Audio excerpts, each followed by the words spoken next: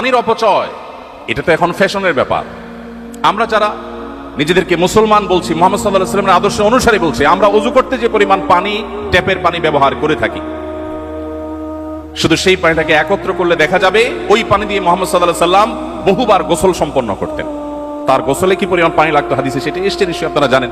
তিনি ওযুতে কি পরিমাণ পানি ব্যবহার করতেন, কতটুকু পানি বরাদ্দ করতেন সেটাও হাদিসে এসেছে। আমাদের ওযুতে, বিশেষ করে ট্যাপ ছেড়ে দিয়ে যখন আমরা ওযু করি যে পরিমাণ পানি ব্যবহার করি, তার বহুবার গোসলেও এত পানি দরকার হতো না।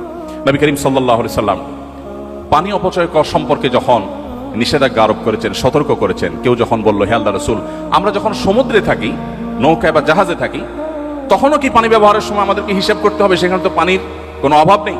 নবীজি বলেছেন, হ্যাঁ, সেখানেও তোমাকে পানি ব্যবহারে মিতব্যয়ী হতে হবে।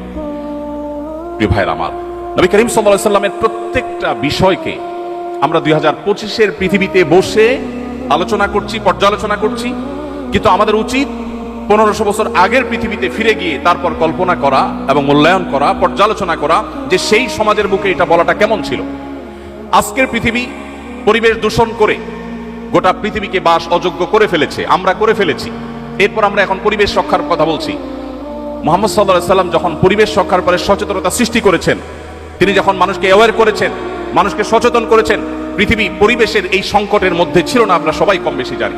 তিনি বলেছেন, আপনারা সবাই নিশ্চয় জানবেন, নবী সাল্লাল্লাহু আলাইহি সাল্লামের হাদিস, তোমার হাতে যদি কোনো গাছের চারা থাকে, এদিকে ইসরাফিল আলাইহিস সালামকে সিংহা ফুৎকার দিতে তুমি দেখো, যিনি সিংহা ফুৎকার দেওয়ার প্রস্তুতি নিয়েছেন, এখনই ফুৎকার দিবেন, যাতে গোটা পৃথিবী সৃষ্টি জগতের সবকিছু তোলার মতো উঠতে থাকবে, গাছপালা কিছুই থাকবে না।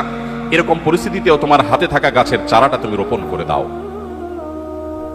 পৃথিবীর কোন মনীষী এমন অসাধারণ এবং এমন জীবনমুখী, বাস্তবমুখী শিক্ষা এবং নির্দেশনা দিয়েছেন? প্রিয় ভাইরা আমার,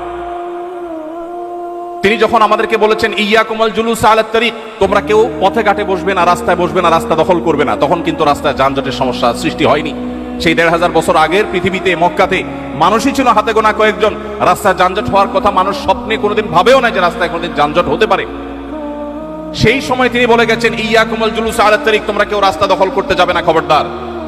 আজ ঢাকা শহরে যখন ফুটপাত দখলের মহোৎসব চলে, রাস্তাঘাট দিয়ে আমরা চলাফেরা করতে যখন পারি না, অসুবিধা তৈরি হয়, এই হাদিসকে সামনে রাখলে মনে হয় নবীজি মনে হয় আজকে আমাদের ঢাকা শহরকে লক্ষ্য করে, আমাদেরকে লক্ষ্য করে মনে হয় হাদিস বলেছেন, অথচ তিনি বলেছেন 1450 বছর আগে।